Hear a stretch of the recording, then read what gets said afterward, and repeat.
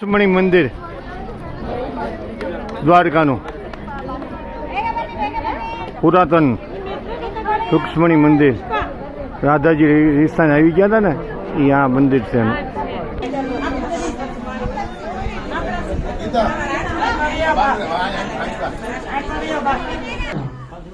भगवान सोने की द्वारका के राजा सोने की द्वारका छोड़ के રૂક્ષ્મણી મંદિર.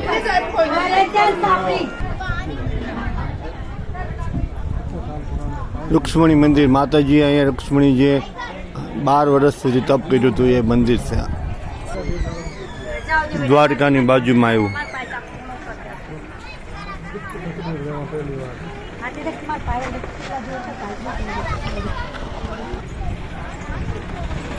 પરસાદીનું માતાજીનું મંદિર છે વર્ષો જૂનું.